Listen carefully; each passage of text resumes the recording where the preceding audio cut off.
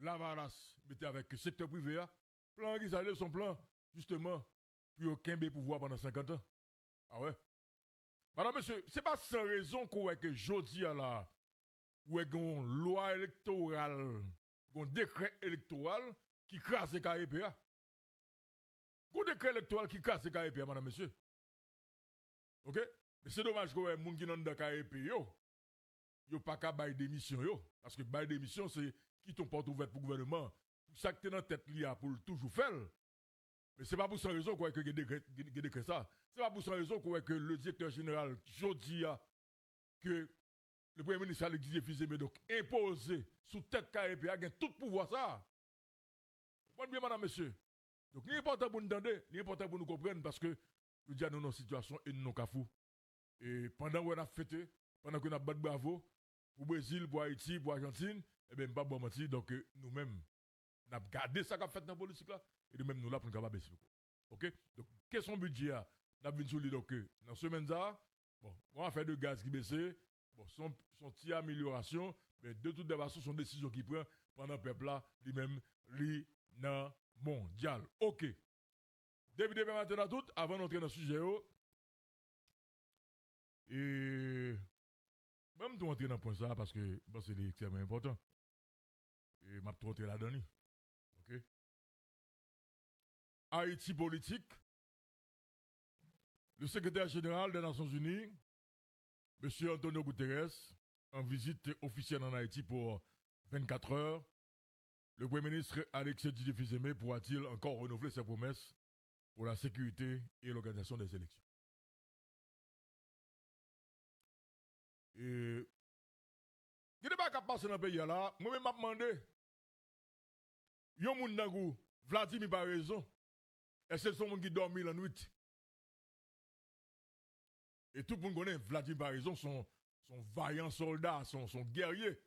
Mais comme directeur général de la police, il vient de une situation qu'il a fait. Madame, monsieur. Écoutez, madame, monsieur, nous avons passé presque 4 directeurs généraux de la police. Oui. Qui résultat? Donc nous avons payé ces 2 massacres en massacre. Donc la vie population va dire rien. Le secrétaire général des Nations Unies, M. Antonio Guterres, avant de venir en Haïti, l'aller Saint-Domingue, il passait par Saint-Domingue. La remercier Dominicain yo, qui ont un article qui sorti dans le journal Listine Diario, ou même donc capteur des matins débat, ou capable parler donc sur Listine Diario, ou un article là, qui parlait de rencontre, en fait, secrétaire général des Nations Unies, M. Antonio Guterres avec le président Luis Abinader. Je félicite Saint-Domingue parce que Saint-Domingue servi de couloir, ok, pour faciliter que je dis donc force de répression capable d'établir en Haïti. Et M. Guterres, donc lui, et bat bravo pour Saint-Domingue, je dis qui a travaillé en collaboration. Donc en fait, ce qui est important dans l'article là pour lui, c'est que M. Guterres a parlé d'une co-responsabilité. C'est très important. Alors, monsieur, nous m'attendons parce que matin débat c'est une émission de référence. Nous ne pouvons pas gagner là qu'on ne peut pas vérifier. Allez sur le site Diario puis mettez article donc Antonio Guterres qui a rencontré donc le président Luis Abinader matin. Monsieur Guterres a parlé d'une co-responsabilité. Ça veut dire que ces domaines aujourd'hui là, ils ont une responsabilité de ça qui en Haïti pour les Nations Unies. Vous comprenez bien? Maintenant aujourd'hui, secrétaire général de la ville en Haïti, nous avons, ouais, en fait, dans la conférence de presse qui était by porte-parole des Nations Unies, nous avons regardé ce qui est raison pour qui ça la ville en Haïti. Ok? Ils viennent en Haïti pour regarder la situation sécuritaire là, qui a dégradé. Ils parlent en temps pour parler avec les gens. Et très probablement, rencontrer des gens, donc, madame, monsieur, donc, dans le pays, sur le plan politique. Je dis à faut comprendre que, ça fait moins d'une d'heure, c'est le secteur privé des affaires, je dis à qui a le pouvoir dans le c'est l'oligarchie haïtienne qui a le pouvoir dans le et l'important pour nous noter nous-mêmes capteurs d'émission à ce débat. L'on dit les associations patronales, c'est le secteur privé des affaires. Et je dis à puis fort là-dedans, c'est des politiciens. Donc, vous ne pouvez pas retirer, yo. Ok? Ne ça Haïti, je dis à la madame, monsieur. C'est très important. Vous ne pouvez pas retirer, donc, ne ça. Haïti est là, je dis à madame, monsieur. Et yo doit prendre responsabilité parce que yo c'est des leaders politiques. Comment on fait comprendre que dans mi-temps, yo, il y a un candidat à gauche, il y a un candidat à droite, et puis je dis pour dire que non, c'est société civile. Non! Mon qui dans le secteur privé, c'est des politiciens que c'est politique qui a fait. Maintenant, le secrétaire général des Nations Unies, M. Antonio Guterres, qui est en Haïti, je dis là, ça va passer. Est-ce que Alex Didier Fils-Aimé peut encore dire, secrétaire général là, moins qu'à la sécurité, nous avons fait élection. Madame, monsieur, jusqu'à présent, si nous voulons là, nous dire, est-ce que Alex Didier Fils-Aimé a la sécurité? Est-ce que le cas la sécurité? Est-ce que le cas fait élection? Président de CSPN. Vous comprenez bien, madame, monsieur? Parce que, après Alex Didier Fils-Aimé, c'est Marion Dessols qui vient comme monde qui est responsable. Parce que le ministre de la Défense, il a autorité sous l'armée et droit de regard également donc sous la police. Après le premier ministre Alex Didier Fils-Aimé. Vous comprenez bien? Et puis je dis à madame, monsieur, dans le kidnapping, ils ont kidnappé James Boyard, qui est chef cabinet, ministre de la Défense, là, à toute madame, ni à toute petite Nina Delma, je dis passé. Donc, si un gouvernement n'a pas capable de tête de sécurité, qui ont pas faire dim ou qu'a garanti sécurité pour faire élection? C'est une logique. C'est dommage quand même que ça arrive à James Boyard. Et James Boyard, c'est un type que tout le monde aime en pile.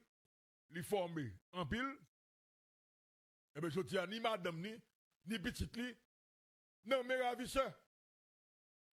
Une source de la police, une source proche de la police, que nous parlons avec lui tout à l'heure, là, il dit, et situation grave. Ok? Selon sa source là, dit, son monde qui est dans la police, il dit que c'est si ISO 2 qui kidnappé James Boyard. Ça veut dire que je dis, James Boyard n'a mais ISO. Si ISO c'est un petit bébé qui pratiquement donc le chef gang que ISO fait installer qu'est-ce qu'on fait. Donc c'est ISO qui kidnappé donc James Boyard. À toute madame ni avec petite li. Débat, on petit débat là. OK, faut dire on minute bien matin. Bon finir avec information. On minute. Eh bien, ça passe madame monsieur. Selon source là, il dit mon nègre de 600 000 $ américains. Flat. Nègre de 600 000 $ américains madame monsieur. L'argent c'est jouet. Oui, dans le cas ça bon, m'pa courir dire ça c'est pas connaître. Ouais, l'argent c'est jouet. M'pa connaître bien matin. Oui, bien matin, on met avancer bien matin. Met avancer. Matin débat. Très bien. Là matin débat font une ouverture pour nous-mêmes. Si ISO 2 pas qu'à volontairement kidnapper James Boyard toute famille. Mais c'est ça fait moins dire que c'est ISO qui kidnappe. Parce que qui est non mais qui a prendre l'autre dans mes ISO. D'ailleurs, l'hypothèse non, ISO 2. Donc il travaille pour ISO. Clair. Beaucoup. Même si c'est ISO, même si c'est ISO, c'est exécuté. Très bien. Non, écoutez. Ça, c'est monsieur font job. Mais réflexion pour kidnapper un moun kankou James Boyard, c'est pas monsieur ça. Maintenant, qu'on est qui côté le sorti, c'est ça qui est difficile là pour nous-mêmes. Surtout moi-même en particulier. Mais c'est pas kidnapping au hasard, ça. C'est pas au hasard. Donc, moi, je pense que, vous avez parlé de Mario, qui est ministre de la Défense, et lorsque dans le pays, on a parlé de Mario, qui est ministre de la Défense, il faut qu'on rappelle Mounio. Très bien. Combien d'années Mario fait ancien militaire, non seulement ancien militaire, mais combien d'années il fait la gérer la police.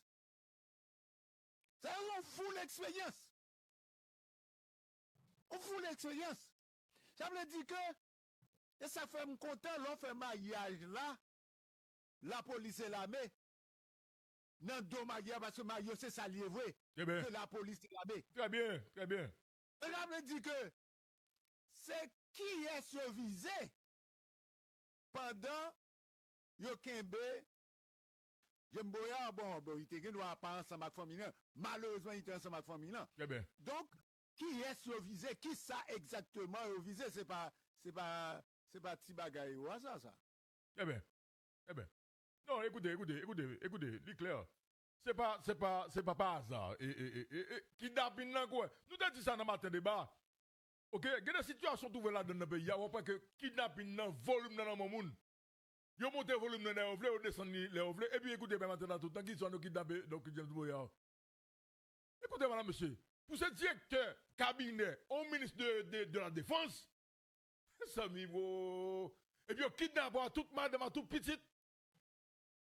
En tout cas, donc c'est un signal clair. Et puis, dans le moment, on maintenant à tout côté que kidnapping, donc à faire rage, donc kidnapper mon Jean Ovlé dans le pays, ok? Et puis ça va. Et puis vous dites, je dis à demain matin. Écoute, pas de intérêt. C'est pour nous chercher qu'on est qui ça, Mario André Sol, Pavlé, pas de pot kovlé, bye. Très bien. Très bien. Ok, bon, on allait. N'a pas connaît demain et ça qui discute, n'a pas connaît quand même parce que nous ne pas connaître. Parce que quand même.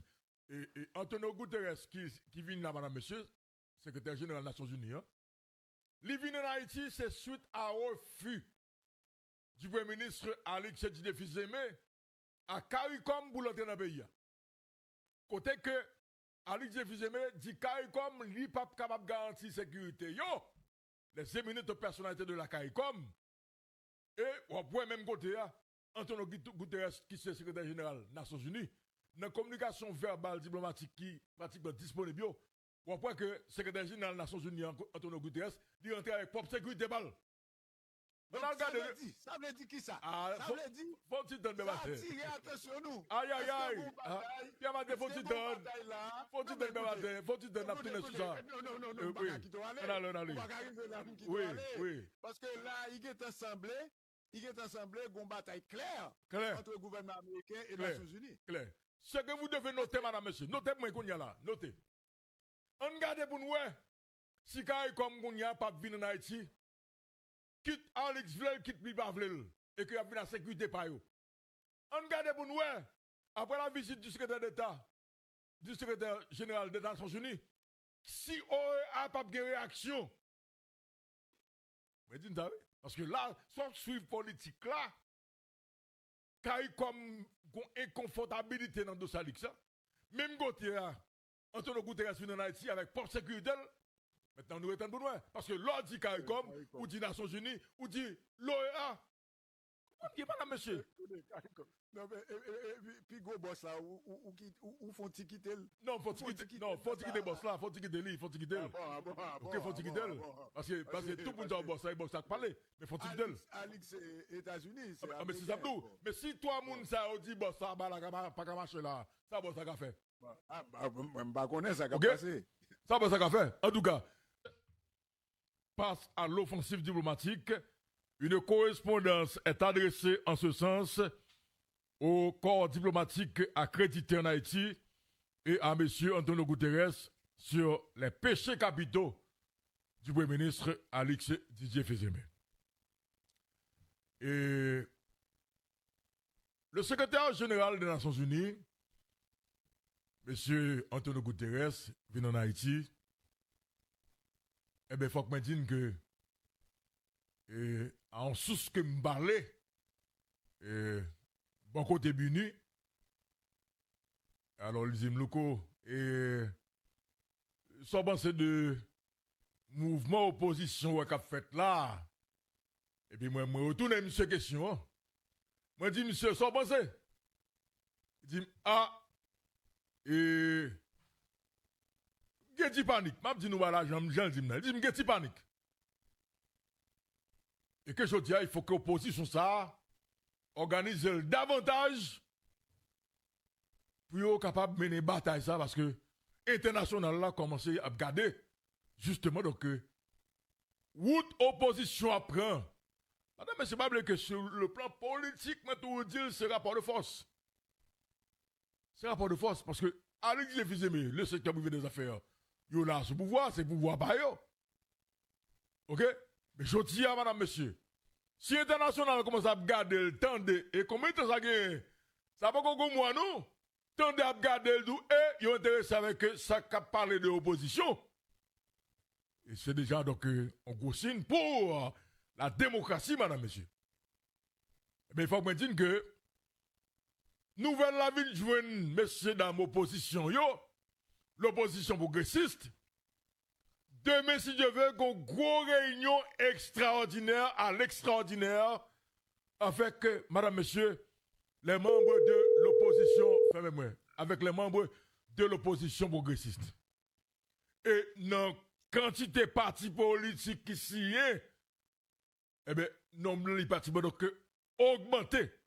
Panique dans le gouvernement et panique, pas dire qu'il y a une grosse panique déjà dans l'international là, mais international là, qui a regardé là, il a parlé, il a posé question, opposition ça, et je le dérapé là, il a suivi pour qui ça a capoté comme résultat, madame, monsieur.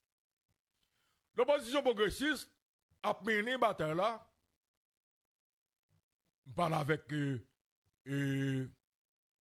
l'ancien ministre du Commerce, M. Jonas Kofi, matin.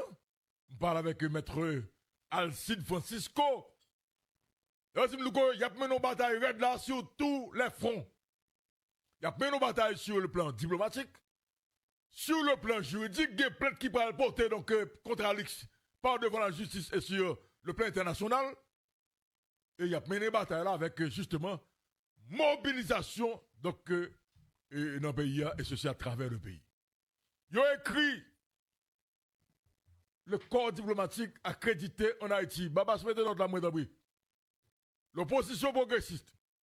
Ils ont créé sous question. Ils ont écrit tout ambassade net. Le corps diplomatique accrédité en Haïti. Ils ont écrit, accrédité même capable le Babas.